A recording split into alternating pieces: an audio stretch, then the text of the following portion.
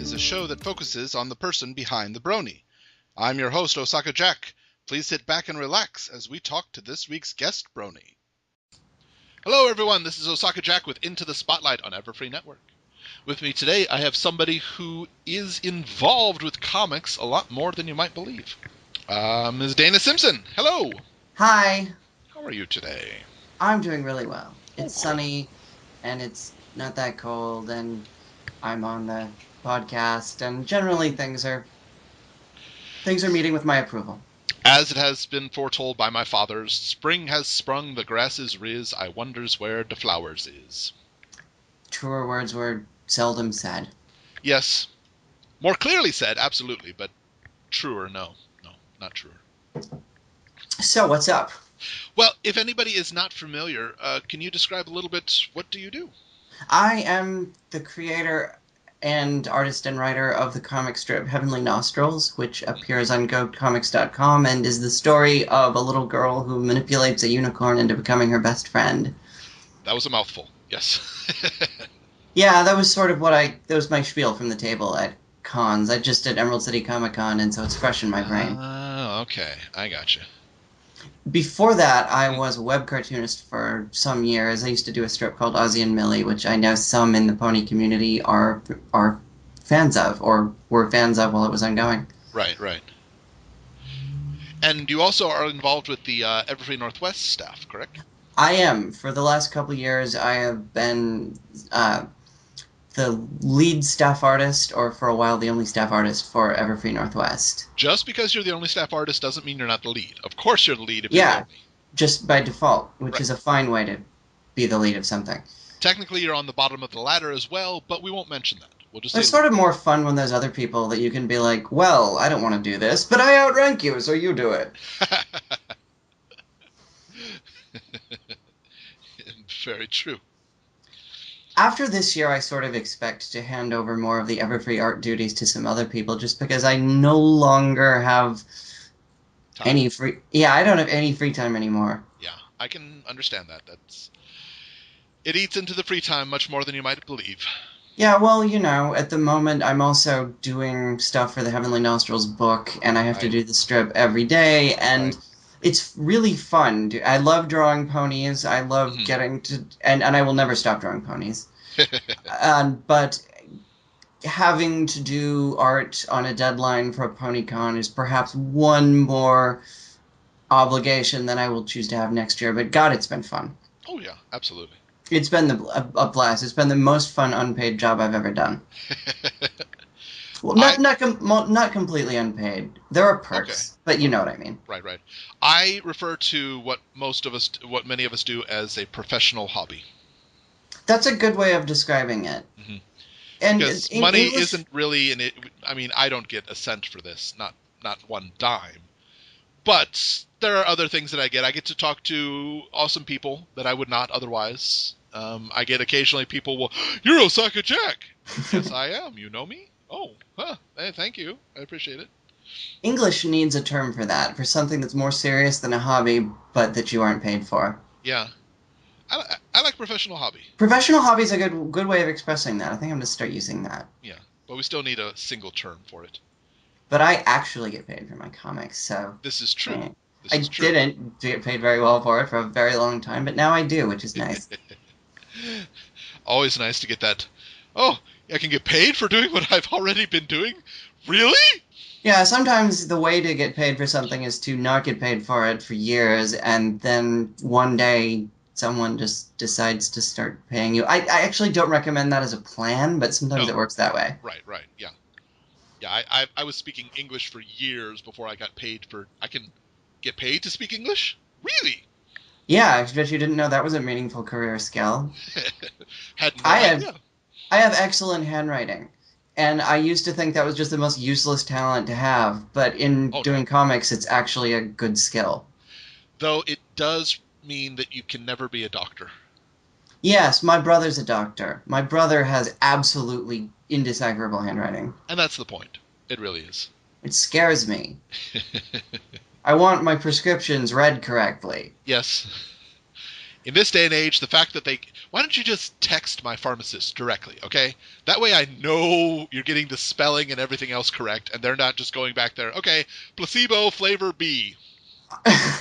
I don't know. Then you bring autocorrect into the mix. Oh, that's true. That's true. I don't know. I don't necessarily want to know what autocorrect is going to think a doctor who has just misspelled a word like fluoxetine is. You have written naproxen. Did you mean acetylene? No, I did not. Did you mean necrophobe? Oh, God. You make an excellent point, yes. Yeah, doctors are hopeless. Oh, no, not doctors generally, just my brother. Okay. Well, I don't know. I'll compare it to some other things and say that it's not necessarily everyone, but I have yet to meet anyone that defies it. I designed most of my own fonts for Heavenly Nostrils. Really? Now that's interesting. I didn't know that. Yeah, well, when I was a web cartoonist, I actually did all the lettering by hand. And that was... I don't know. I think it's sort of part of the style with a lot of strips. Like, right. One of the things that's very distracting for me about a comic is if the font is poorly chosen. Yeah. Or if it's lettered in a way that makes it difficult to read, or almost more importantly than that, doesn't mesh well with the drawing style. Sure. And so I wanted to do a font for this strip because it's created digitally. Unlike I used to work on paper, now it's all digital. So I wanted a font, but I wanted to do it myself, and I wanted it to be a font that I thought would go well with the drawing style of the strip. And I'm actually pretty proud of what I was able to come up with. It's about my fourth attempt, but I think it works. I think it does too, and honestly, it's not something that I noticed until you just pointed it out. But looking at it now, yeah, it works. It works very well. I found it funny. When was that? Long time ago. I think it was Scott Adams, creator of Dilbert. He had an injury and he couldn't use his right hand for a few weeks. And he experimented with using a font, and people complained about it. Yeah, well, and it wasn't so much that he had... I think at this point he has all of his letters fonted. I'm pretty sure he doesn't ink them by hand anymore. But at this point, you can tell that he worked at it. And when that happened, yeah, he tried to use a font and just do the best he could because he couldn't stop. But it changed how the strip looked and felt, and readers noticed. Yes. Readers can be oddly perceptive. Oh, yeah. Yep, absolutely. I think a lot of them might not have specifically said, "Oh, the font looks," but they might have been like, "This looks odd. Something's wrong here." I pretty much always assume anything I do in the strip that's different, or any detail that that I start messing around with, people are going to notice. Yeah. Even in my web cartoonist years with Ozzy and Millie, when my audience was quite a bit smaller, somebody would notice anything. Anything I got wrong, people would just be all over me for it. And I like that about fans. Right. And obviously pony fans don't give the show people any slack. No, not at all. Though I have yet to see people complain that there's no more unicorn ponies. Are there no more unicorn ponies? Not unicorn, I'm sorry, Cyclops ponies. Oh, I was going to say, yeah, I think there's actually still a lot of unicorn ponies. This is still Cyclops AM is something else. This is still AM for me, and caffeine is working its magic, but has not fully taken hold yet, and I apologize for that one. I knew what I meant, and that's all that's important. There's not as many unicorn ponies as there used to be. One of them is an alicorn. That's true, yes. And I can foresee that happening to every single one of the main 6. Yep. It's going to be my little alicorn come season 5. Rainbow Dash will learn that she has to go through being a unicorn before she can get to alicorn, so she has to give up her wings, and that'll be a whole thing. Oh, wow. Writers, if you write that, I'm going to sue you. Though, honestly, they probably already have written it. Oh, yeah. Or something much better that I can't think of, which is why I'm not writing the show. Likewise, yes. Well, yeah, let's speak for a bit about Heavenly Nostrils. Now, I'm going to guess that not everybody recognizes the title for what it means. It is the full name of the strip's unicorn is Marigold Heavenly Nostrils. Mm-hmm. Now, that is a name that I got by typing my own name Dana Simpson into the online unicorn name generator. Ah, okay. Yeah, what it actually gave me back was the name Marigold's Celestial Nostrils. Okay. And I changed Celestial to Heavenly so that people wouldn't immediately think of Princess Celestia.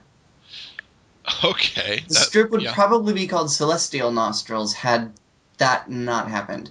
I You know, got you. had there not been an existing Celestia, I didn't want to immediately make people think of. Sure, sure. Okay. And I called the strip Heavenly Nostrils.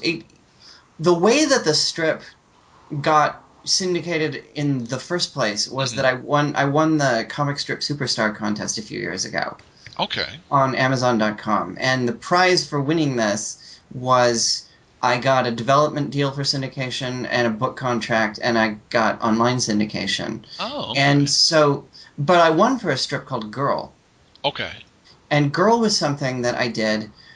I hadn't really developed it as a full strip. I came up with 2 weeks worth of strips, 12 dailies and 2 Sundays, Right. and I submitted it thinking, I've been doing comics for a long time. I'm as Mhm. qualified to win this as anybody is, and I Right. won, and it was awesome. And I did a victory dance around my house and kissed my cat on the lips or something. I don't know. It was an exciting, heady day. And but then my development contract was a couple of years, and I ended up using all of it and getting from having these 12 to these 14 strips Mhm. to having something that I could do every day, and that it could really be a voice that I could speak with creatively. Sure. It turned out to be a long process that had an unexpected unicorn in it. Okay. The character, the little girl in the strip, whose name is Phoebe, she was the girl of the original title, Girl. I see. She had not yet acquired the name Phoebe, Okay. and she looks a little different now, but it's the same character, same. She has the same dark hair, the same freckles. It's the same kid, Okay. and um, she really started to come alive when I paired her up with a unicorn somehow.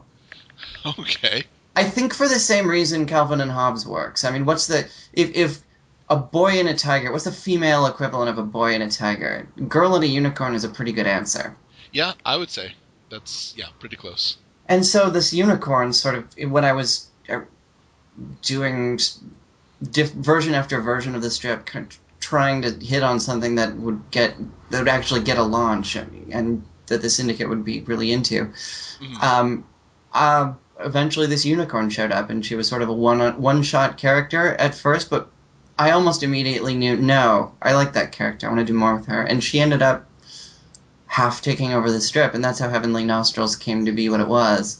And Ah, obviously we couldn't keep calling the strip Girl at that point. right. And anyway, they didn't want me to call it that because it's really hard to Google. That, yes, I would imagine. And actually a little hard to talk about coherently. It's like trying to discuss the band live.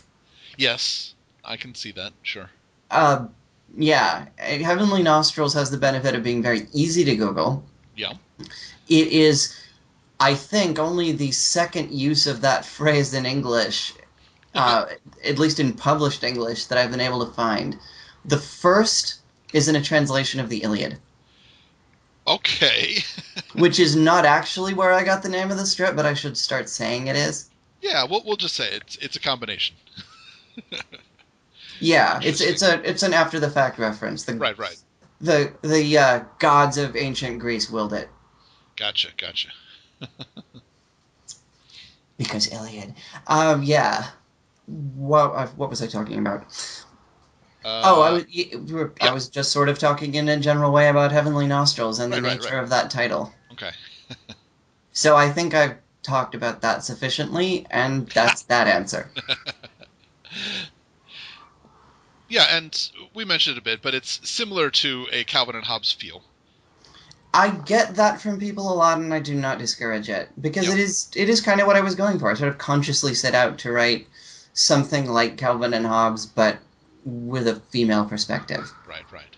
That's one of the things that really inspires me about My Little Pony. I mean, I've been a fan of that show since season one. I go Wow. way back because a friend made me watch it, and like so many people after me, I was like, hey. And I read Sometime, I think sometime like between season 1 and 2, Lauren Faust gave this interview to Equestria Daily, Hmm. where she was talking about various stuff. But what stood out for me about it was that she talked about, I don't know, I don't think she used the word feminist. Right. I'd have to go back and look. I don't think she did, but that was sort of the gist of it. Like, she wanted to create something with a specifically feminine viewpoint. Sure, sure. How a lot of stuff, a lot of entertainment that's, supposed to be for both genders or whatever, there's one girl and her main personality trait is that she's the girl. Yeah, The yeah, I've seen that. Smurfette syndrome. Yeah, the Lola Bunny. Right. Yeah, and you see that all over. Yeah, And if a character is only defined by their identity and nothing in their actual personality, then it's not a character. It's just a token. whereas in Pony, feminine is the default. I mean, it's not that Right. guys aren't there. I don't think it's anti-male in its viewpoint, but Hmm. it's sort of flipped from what you see in most popular Right. stuff. Yeah. And Lauren talked about having done that very deliberately, and I was struck by that, and that was sort of it was one of the things that led me to realizing that what I really felt like doing was a strip with two female leads talking to each other, which Hmm. sort of led me then to, okay, well, what would Girl Calvin and Hobbes be like? What would Right. Yeah, that was my journey with ponies in creating this strip. It was obviously I have obviously Calvin and Hobbes is a big influence. Sure. The Last Unicorn had a lot to do with how Marigold has ended up being. Okay. Okay. Yeah, I can see some of the visual style of Marigold's similar to a Last Unicorn. I can see it. As I was developing the strip, I don't know if you've ever seen, or if anyone listening has ever seen, the graphic novel version of The Last Unicorn that came out in Marvel. No, IDW put that out in 2010. Oh wow, I have not. I'll have to look for that. It is really beautiful. It might Okay. actually be my favorite version of the story, and I say this as somebody who's always loved the book and the movie. Interesting. But the graphic novel is just, I mean, the artwork in it is so great. I mean, it's as beautiful as the movie without the baggage of looking like Rankin Bass. Right. Okay. I understand what you're saying. Yeah, it's really quite something. And I had this on my desk the whole time I was designing Marigold, and I kept referring to it. Mm-mm-mm. And then I got to know Peter S. Beagle later. Oh, nice. Yeah, I was tweeting one day, Hmm. and I feel as a professional obligation that if you are trying to make money on the internet, you have to use Twitter. You don't really get a choice. So I Yeah, was on that's true. Twitter, Hmm. and for whatever reason, that day I tweeted, without Peter S. Beagle, without at Peter S. Beagle, Mm. there would be no Marigold Heavenly Nostrils. Ha. And then Peter started tweeting back at me, Oh, cool. and I went, ah! And so he wrote the intro to my book that's coming out in September. Oh, nice. Yeah, he wrote the intro to the first Heavenly Nostrils book, and also I've gotten to meet him and make some public appearances with him. He's doing the Last Unicorn tour now. They've got a new digital print of the film, and he's been taking it around, um, like around the continent, I think, Oh, wow, nice. doing tours, doing this tour of showing the film and appearing personally and talking about it and giving cool stuff away to fans. Mm-hmm. And I have had the privilege of being on some of these tour stops, and he introduces me and talks about the strip. And I think Peter knows that he influenced me, and I think that pleases him. He sort of sees me as one of his creative descendants. Nice. I have joined the Unicorn Society. I did not realize that was what I was doing, but now I'm one of the unicorn people, and I get to hang out with Nice. Peter Beagle. That's great. I do know, I have heard that Christopher Lee, who does the voice of King Haggard in the Last Unicorn one, he has expressed interest in doing a live action version of it, but it apparently every studio is dragging its feet, and I'm like, hurry! He's Let kind of me, old. yeah, let me tell you what I know about that. Ooh, Yeah. ooh.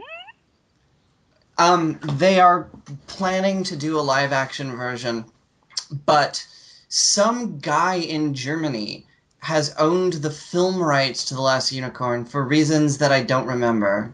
But, it's one of those weird things where some random person owns the film rights and isn't doing anything with them. Right, right. And the original creators, then, their hands are sort of tied. Right.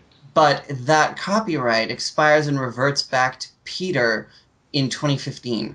Ooh, okay. So hold on, Christopher Lee. Hold on for one more year. One more year. Come on, please, please, please, please, please, please, please. I will tell you something that Peter has told me, and that he also tells audiences sometimes on the Last Unicorn tour stops. Okay, so this is not something you'll get in trouble for.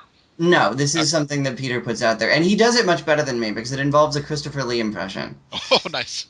Which I cannot do. Right, right. But I'll do my best. Okay.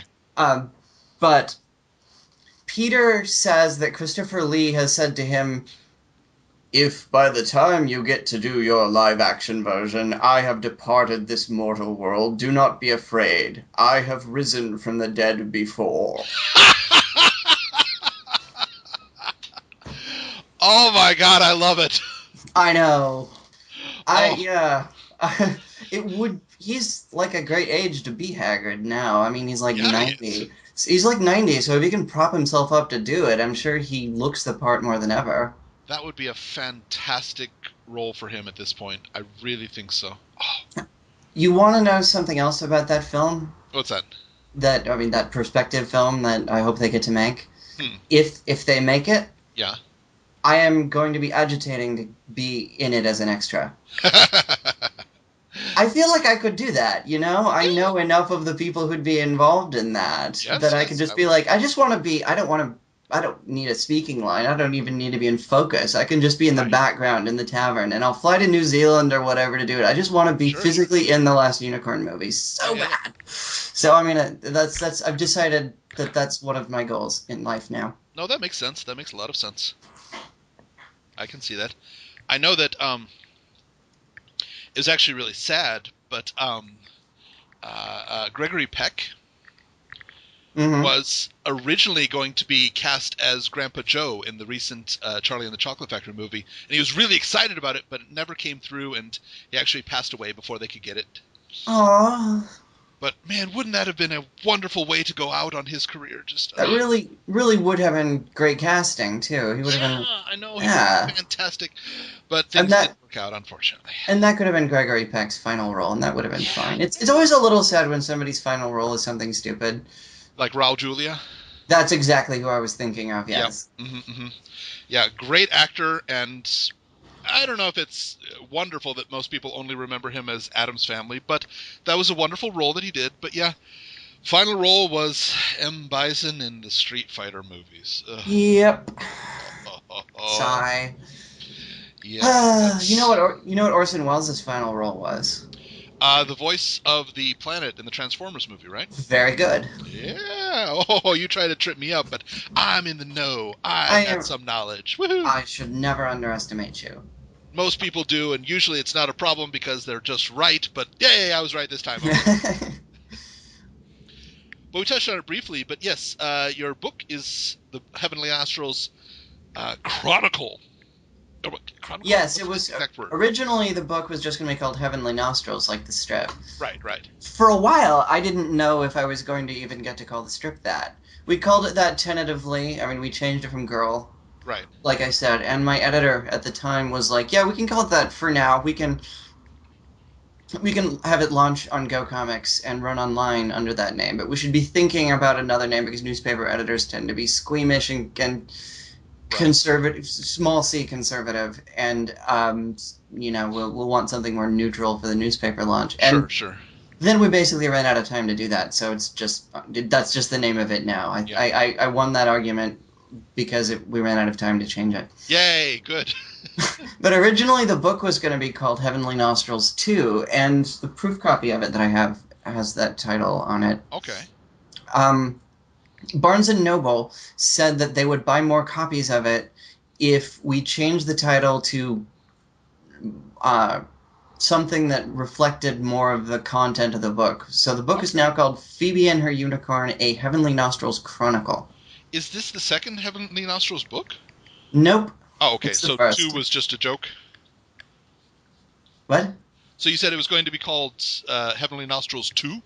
Oh, I meant like in the sense of Oh, also as in, okay, T. as Oh, I understand. in addition to the strip being called that, the book was I going see, to I be see. called I thought, Heavenly Nostrils 2, the first Heavenly Nostrils book. Yeah, just a mess with everybody.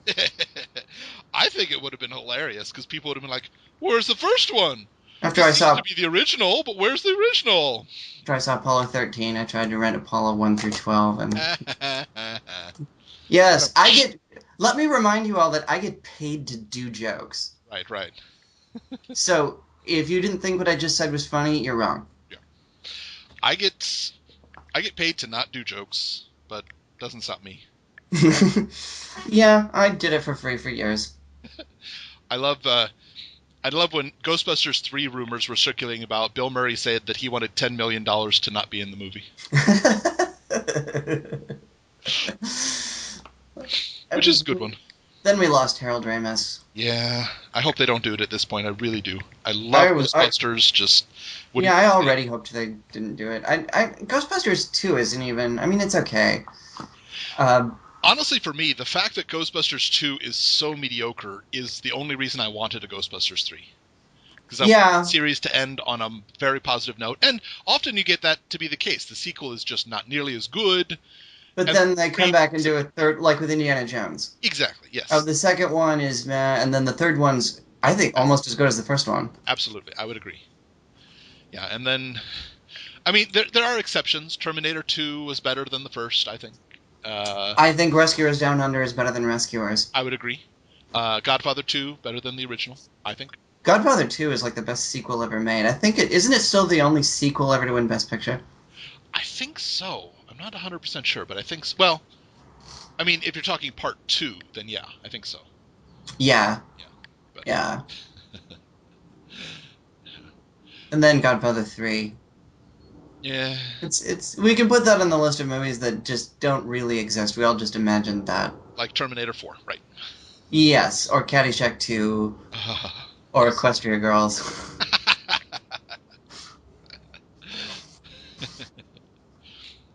Or pretty much any Disney movie part 2 that was only released on DVD. Yeah, pretty much. The exception being Lion King 1.5, which is actually pretty fun. Lion King 1.5 is good, but I don't think it stands on its own as a movie. Maybe not. I mean, it's sort of an extended riff on the first films. Right. So I suppose if I had never seen The Lion King, 1.5 wouldn't.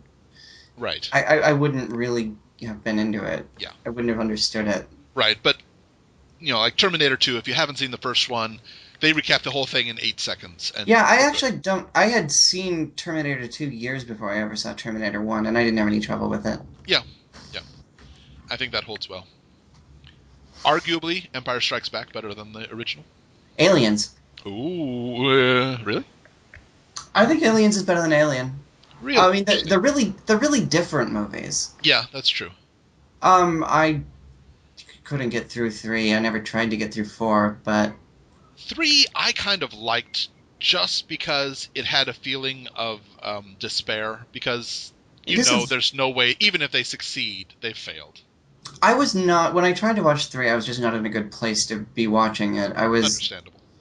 I was in college during a particularly stressful time, and I don't know. Right. I couldn't get past the autopsy. It was like, no, I need to watch something happier than this. It's I think Sue Murphy, the comedian, said it best, saying that you have to be careful what you do at certain points in your life. For example, if you're in a career that doesn't seem to be going anywhere, a Stairmaster is not the machine you should be using. Yeah. Because it's such a metaphor for, I'm working so hard, and I'm not getting anywhere. I'm in the same place I was when I started, and I don't have any more energy. Well, it's like friends I know, too, who, can't get into the show The Office or the movie Office Space because it's just too much like the jobs they hate. I can understand that. When my first job in Japan was in a chain school, and the higher-ups didn't care about the lower downs, and vice versa. Dilbert was one of the few comic strips to run in the English paper over here, so we had something called the Dilbert Scale. It was 1 week, 5 strips of Dilbert. If the boss says something that verbatim is something our boss said, that scores you 20 points. And if the situation in the comic strip is something that you could easily see happening in your office, that was 10 points. So, out of 100 points possible, we would rate how has our week been on the Dilbert scale. Did that get depressing?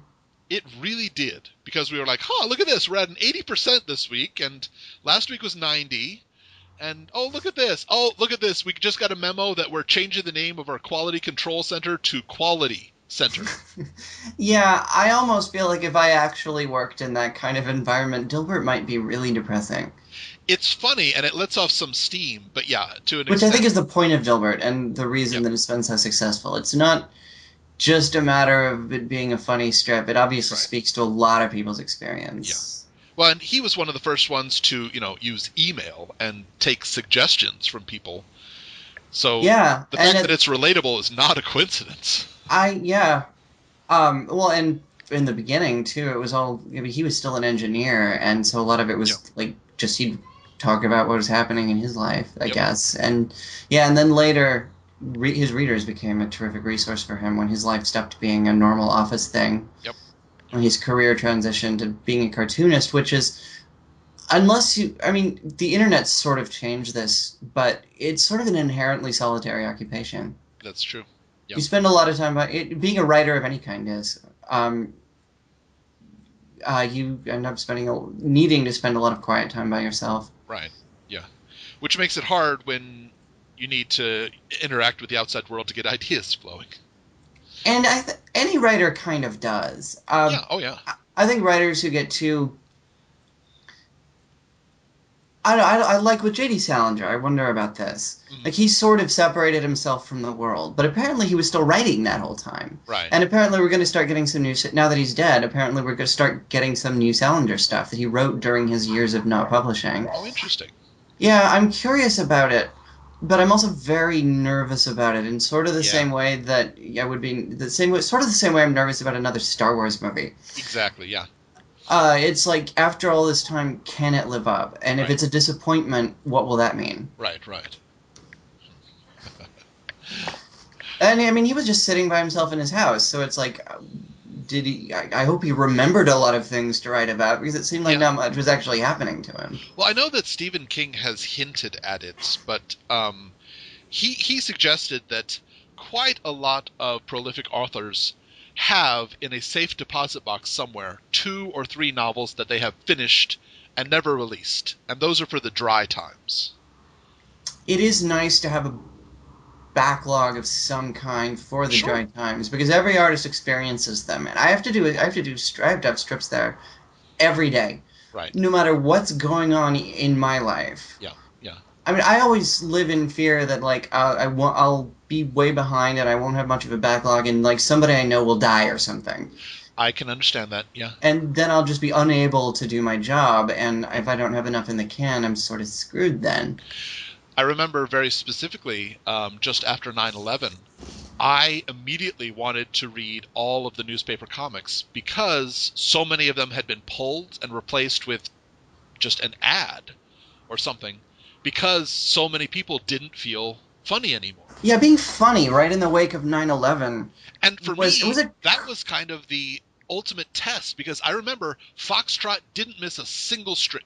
He drew, and he knew this stuff would be pulled. He drew something that day.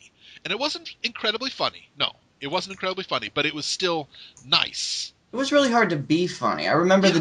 the Daily Show went off the air for a couple weeks at Yeah, the time, and then when John came back, he started it off with this monologue that was not meant to be funny. He was right. talking like very seriously about what was going on, and that was what people wanted then. There was just sort of Yeah. this atmosphere everywhere that trying to be really funny was, if not inappropriate, at least just not what people were in the mood Exactly. Yeah. for. And I think that in times like that, that really separates the people who can do it from the people who are born to do it or I think need to so. do it. Because, I mean, the fact that he could still put out things that were slightly humorous or had a humanistic approach to it in such a terrible time, I was doing it spoke Ozzy a and lot. I was doing Ozzy and Millie at the time, Mm. and I I think, alluded to 9/11 in the strip once. Right. And then I made a sort of an attempt to be funny, maybe not laugh out loud, haha, funny, but it was like, Right. but let's put a smile here at the end of this because we all need to move on. Other Right. than that, I just sort of did the strip the way I always did the strip because that was how I knew to do it. Right. Right. I I didn't feel like I had anything new to say about 9/11 really. Sure. I mean, everything that was being said, I didn't, obviously what had happened was very, very bad, Yeah. and I commented about that on the site, but actually in the strip itself, I just didn't have anything. I Yeah. certainly didn't have anything funny to say about it, and Well, yeah. I think that would I have. didn't really think I had anything original to say about it either. Yeah. Yeah. And I just think that in difficult times, the ability to keep going with something funny, Yeah, it really shows the quality of an artist. I have a lot of respect for Bill Amond, the creator of Foxtrot. Yes. Did you know why would you know this? I stole a drink from him one time. Oh, that's great. He and I have the same day-to-day editor. Okay. Her name is Sheena. Hi, Sheena, if you're listening to this. And she and I and Bill were all. It was at Comic-Con last year, and there was this Right. big dinner that the syndicate held for cartoonists and editors and who all was there at the con. And Bill was drinking grapefruit juice and vodka. Okay. That may have a name. If it does, I don't know it, but that's what Bill was drinking. Mhm. And he ordered one, and then he got up from the table to talk to somebody, and his drink was just sitting there, untouched. Mm. And I was sitting next to Sheena, and I looked at the drink, and I said, "I'm thinking of stealing Bill's drink." And Sheena said, "Do it." Did he ever notice, or As far as I know, no. okay? He never said anything to me about it. If you're listening now, sorry, she owes you a drink. Yeah, I owe you a drink, Bill. But Sheena told me to do it, so maybe she owes you a drink. Bill was actually the first famous person to ever respond to me, ever. That's cool. It was In back in what? the day. It was when he started going from daily and Sundays to just Sunday. And I sent him an email message saying, I understand why you're doing this, and I appreciate that you're doing this. I'm just really hopeful that you're doing this won't turn out to be like Calvin and Hobbes, where it's just a prelude to you retiring. And he wrote me back the next day saying, oh, thank you for your letter. I appreciate it. And I have no intention of going anywhere, but I do need more time for stuff and blah, blah, blah. That must have been exciting for you. It was really cool. I was like, oh my God, Yeah. talk to me. I've got every one of his books. Ah! It was cool. The internet has really lowered the barrier between artists and fans. It has. It's not that hard anymore to interact with people that you admire, and most of the time, I think that's a good thing.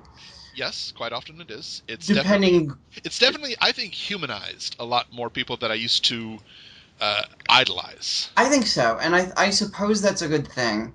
It is. Except in the cases where somebody turns out to just be really disappointing. Yeah, and that can happen too. But I think at this point in my life, I'm able to accept. Okay, this guy's a jerk, but what he makes is really nice, and I'm going to take what he makes at that level, and I just won't interact with him anymore. To the greatest extent possible, I think that's what people should do. Yeah. Sometimes it's hard if somebody's particularly odious. Yes, this is Like, true. if they're a Holocaust denier or something, and Oh, you okay. find that out about them. But yeah, for the most part, it's good to just. Maybe it's good not to put people in too high a pedestal. Maybe it's Yep. good to recognize that, hey, the people that you look up to, that make all this stuff that you love, they're human beings, and Yep. Very true. they have as many flaws as you probably. Yeah. Well, a question that I ask in each of my interviews, in all of My Little Pony, what would you say is the one line or one scene that defines you as a brony? People who know me well would say that the line that defines me best is, I'm going to do what I do best, lecture her. Nice. And that is your preferred method of approaching a problem? Lecture? I am one of those people who is used to trying to talk my way out of problems. Okay, okay. As Jeff Winger said on Community, I learned young that if I talked long enough, I could make anything true. That's good too. I'm trying to think if I know that is what probably my husband would say is my line from My Little Pony. I'm trying to think if I have a different one that I would put there. It'd definitely be a Twilight Sparkle line, because she's always the pony I've felt drawn to. Right, right. She's a big nerd, and me too. Yeah, I can see it. Also, she panics very impressively. Something that I've really liked about this current season, Twilight still panics. She does. She's still not Twilight. not to the extent, but she does panic. But it's very specific instances when she panics. When Celestia or somebody above her presents her with a task that she's not sure she can do, she panics. And that's sort of always been the case. She's just developed a lot more confidence about what she can do. She's learned This is a weird. Oh, sorry. Go ahead. I was just going to say, at the same point, at another point in the series, when the Cutie Mark Crusaders bring their entire class over to learn lessons from her, she doesn't even blink. She's like, "All of you are going to take a special private lesson with me? Yeah, come on in. No problem." Okay, sure, I can do that. And she's ready. She says, "Okay, people want to learn magic over here. If you want to learn this over here," she's ready. Doesn't even bat an eye. But Celestia. She reminded me of Harry Potter when all the kids turn up to learn defense against dark arts from him in the room of requirement. That's true, yeah. Yeah, it was a lot like that, and Harry's just like, "Oh, there's a lot of you. Okay, let's get started." Yeah. Yeah, so I like that we can see, even in the princess, we can see character development. Yeah, but it's character development that makes sense. Like, she's not developed... Yeah, this is all credit to the writers. I like Twilight's arc as a character. She's still got the same traits, but she's grown a lot in confidence. She knows a lot.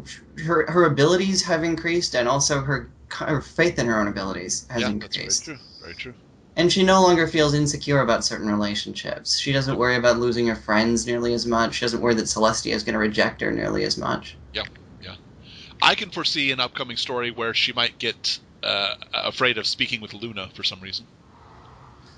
I could imagine that. How do they work in the hierarchy? Celestia is obviously at the top, but is Luna above Twilight, or is Twilight above Luna? Who do it? I don't know. Yeah, what exactly is... What's the pony line of succession? Yeah. I can see this. If Celestia were suddenly gone, who would take over? My guess would be, right now, Luna. But probably Luna, but that might go very badly. I can even see it being Cadence. Yeah, well, she's already ruling a country, and the Crystal Empire hasn't blown up yet that we've seen, so she might be good at it. Yeah, I mean, if it's, I would see it if it's a short crisis, give it to Cadence, because Celestia's going to be back in a little bit, and we don't need to change everything around. We'll just have a few extra duties, but yeah, I can see this becoming a story. I can. I could imagine it. It wouldn't be outside, and I'd like to see more stuff involving Luna. I feel like there's not really enough of her. Well, I think that's most of the fandom. We want just Luna. Yeah. If they would announce Season 6 is just Luna interacting with every pony that you know. Yeah, that would go over big. I don't know if Hasbro would never do it, but it would be cool. Yeah, that's true. But we would love it. Yeah, I mean, Luna's not even my favorite princess now that Twilight's won, but I still really want to see more of her. Yeah. That's why I think a Luna Twilight episode would just be amazing. Yeah, I really want to see those two characters together more. Yep. I want to know what Luna and Twilight talk about. Well, frankly, I mean, Season 3... My guess is probably Twilight will have a lot of questions about Luna's torrid affair with Starsorrel the Bearded. Yeah, of course. I mean, the most except for Luna Eclipsed, except for that one, the most interaction they've had is in Season 3 opener when Luna's walking out of the room and Twilight's walking in, and Luna just gives her the death glare, like, you. And just keeps walking, and Twilight's like, what? Okay. Yeah, but Luna always looks like that, so you don't really know. Yeah, I mean, it's a death glare, but if you know her, that's just her face. Right, exactly. Well, everybody, today we have been speaking with Ms. Dana Simpson.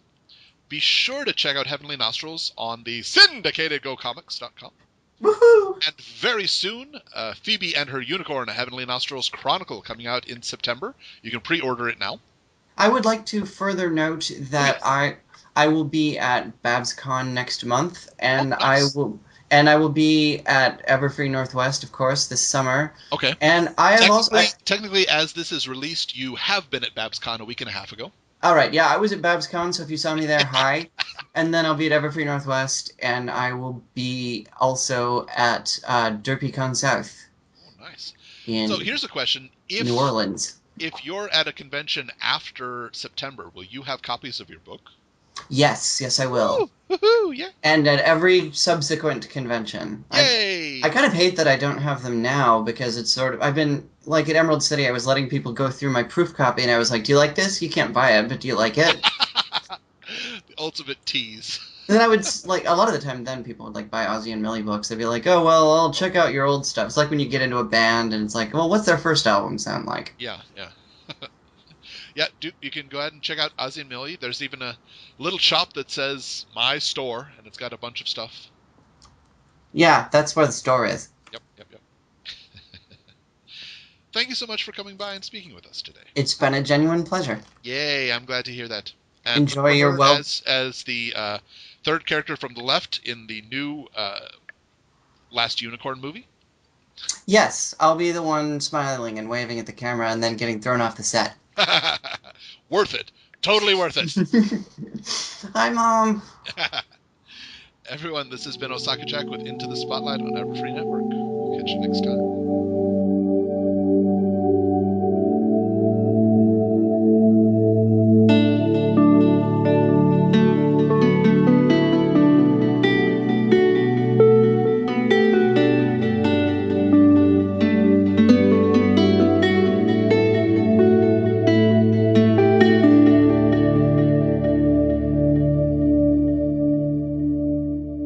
A little bit, what do you do? I am the creator and artist and writer of the comic strip Heavenly Nostrils, which appears on GoComics.com and is the story of a little girl who manipulates a unicorn into becoming her best friend. That was a mouthful. Yes. Yeah, that was sort of that was my spiel from the table at cons. I just did Emerald City Comic Con, and so it's fresh in my brain. Oh, okay. I gotcha. Before that, I was a web cartoonist for some years. I used to do a strip called Ozzy and Millie, which I know some in the pony community are fans of, or were fans of while it was ongoing. Right, right. And you also are involved with the Everfree Northwest staff, correct? I am. For the last couple years, I have been the lead staff artist, or for a while, the only staff artist for Everfree Northwest. Just because you're the only staff artist doesn't mean you're not the lead. Of course you're the lead if you're the Yeah, only. just by default, which Right. is a fine way to be the lead of something. Technically, you're on the bottom of the ladder as well, but we won't mention that. We'll just say It's sort of more fun when there's other people that you can be like, well, I don't want to do this, but I outrank you, so you do it. Very true.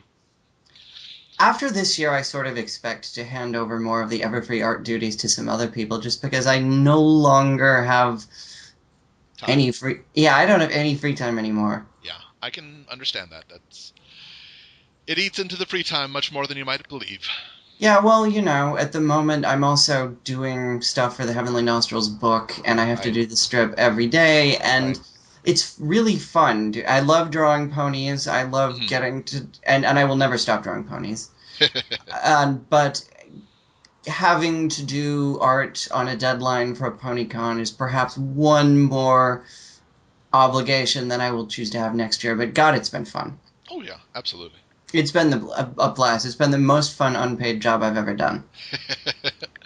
Well, I not completely unpaid. There are okay. perks, but you know what I mean. Right, right. I refer to what many of us do as a professional hobby. That's a good way of describing it. Hmm. And Because in money English, isn't really in it. I mean, I don't get a cent for this, not one dime. But there are other things that I get. I get to talk to awesome people that I would not otherwise. I get occasionally people will, "You're Osaka Jack." Yes, I am. You know me? Oh, huh. Hey, thank you. I appreciate it. English needs a term for that, for something that's more serious than a hobby, but that you aren't paid for. Yeah. I like professional hobby. Professional hobby is a good way of expressing that. I think I'm going to start using that. Yeah, but we still need a...